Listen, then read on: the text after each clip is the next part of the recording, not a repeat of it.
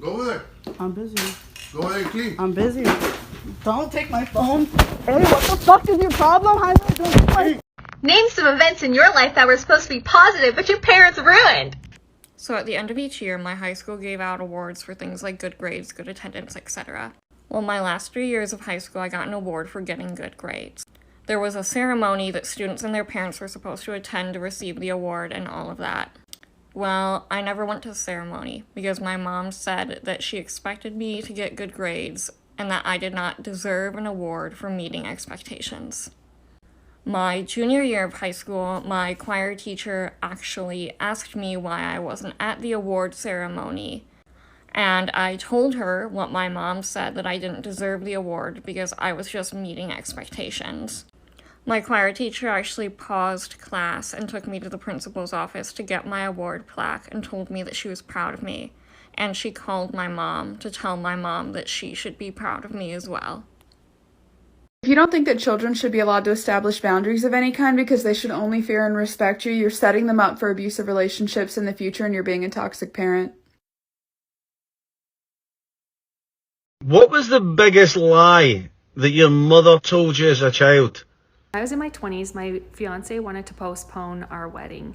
It absolutely put me into a tailspin, and I was given anxiety medication at the hospital because I had a complete emotional breakdown, and I had to be transferred to a higher level of care because they couldn't take care of me in the facility that I was at. And so my fiance called my mom and asked her to please come and see if she could help get me out sooner. When I got there, my mom told my fiance to go to his motorcycle race and that she would see him on Monday. I got out of the hospital and my mom told me that he did not want me, he did not want to get married, that he absolutely still wanted to keep the wedding called off, and took away my phone and moved me back to Montana. When he came home, I was gone, and I never knew until, actually, it's been 13 years and I found out last year that it was all a lie. Hi, I just wanted to talk to you about me moving out. No, you can't do that. I can, and I'm ready to, thanks. Well then, give me your car, give me your phone, and you're paying for school. I already pay my phone bill and my car payment, so no. And in terms of school, if I have to get a loan, I'll get a loan. You work a minimum wage job, how are you gonna move out? Actually, I got a raise recently, and with the hours I'm being given, I think I can pull it off. Well, if you move out, who's gonna help out around the house? You know we can't do it alone. Yeah, I understand that, and I can come by to help if you ever need, but you can't keep me here forever.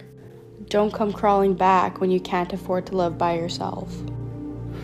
Yeah, I'll try my best not to. Thanks for all your support.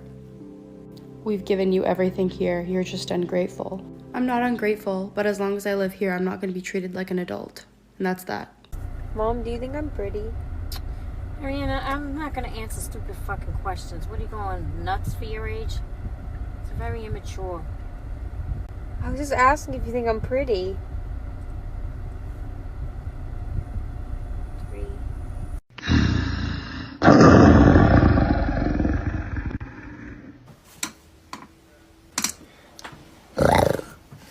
So my toxic mom just left for work, so we all know what that means.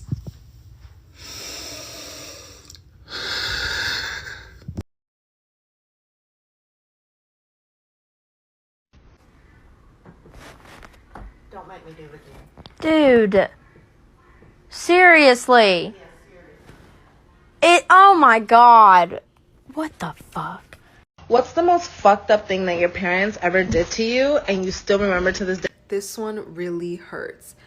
I can't even say it because I know I'm gonna cry. I was 7 years old and I was scared to sleep alone because I was scared of the dark, and I went to my parents' room.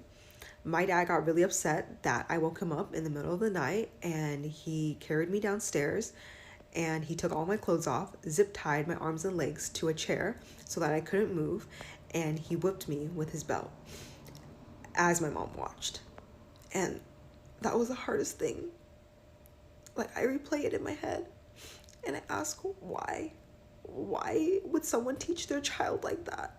There was another time where my dad got angry at us for not coming home, and I was in 5th grade, for not coming home when he wanted us to, and he turned on a torch and threatened to burn me and my brother alive and kill us, and he said we're all dying today. exes be like, I gave you the world, I gave you the world. No, respectfully, you gave me PTSD. Okay, repeat after me. If I give my child money that they didn't ask for, and expect favors in return, that is financial abuse. Got it? Okay, all together now. If I give my child money that they didn't ask for and expect favors in return, that is financial abuse. I sacrificed so much for my child and they owe me everything. We are not rehabs for broken men. We are not banks for broke women.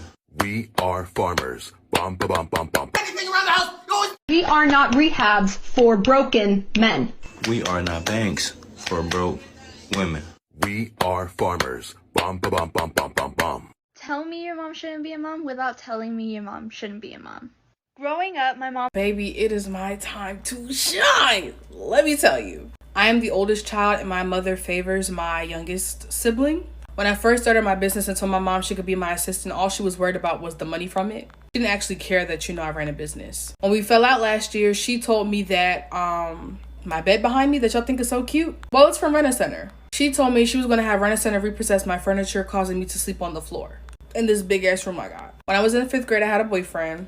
My mom found out and she beat my ass. This wasn't your typical ass whooping. I got out the shower, fresh out the shower. She cornered me and whipped the fuck out of me with a belt. To the point where I was so badly bruised when I went to school the next day, all I could do was cry. She was a lunch aide at the school, which didn't make it any better. Growing up, I used writing to cope with the loss of my great-grandmom. My mom read my journal every chance she got, but would never ask me what was wrong. My mom always labeled me as the mentally ill child. Like for a part 2, because I can keep going.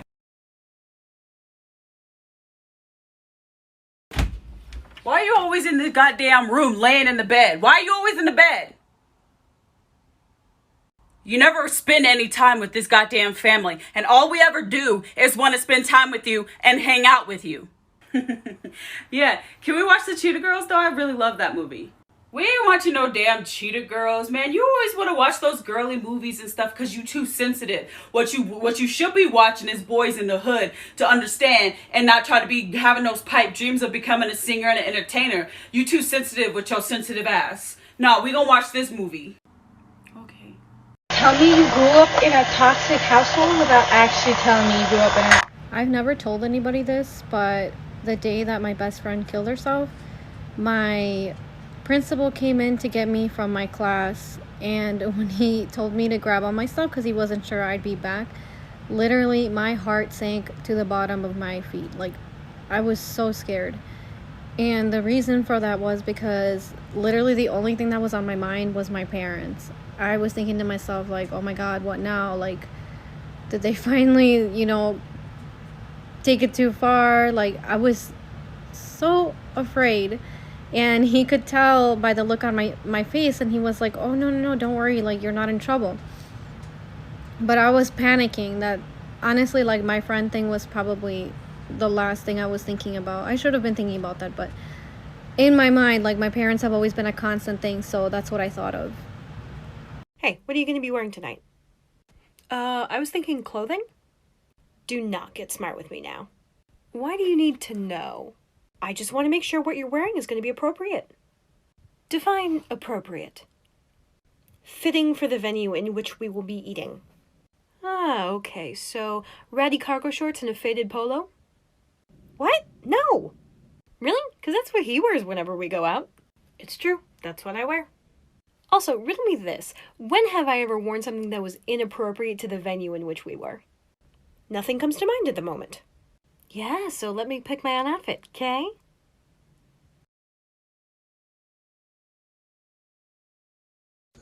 Listen, I'm gonna be the one to say it. Toxic and strict as parents, bro, do not understand anything. They think that they're doing the best thing ever. Protecting their kid. Bro, you're protecting them from the world that they need to live in by themselves without you. You're not teaching them the skills that they need to know. Yeah, they're staying home. Yeah, they're not going out with their friends. Those social skills that they need to learn, literally how to interact with people, how to be in this world, you're not letting them figure it out. Because the moment they hit the age to leave and do whatever they want, they're doing all of it at once. So if you're a strict ass parent and your kid grew up and made big ass mistakes, that is on you.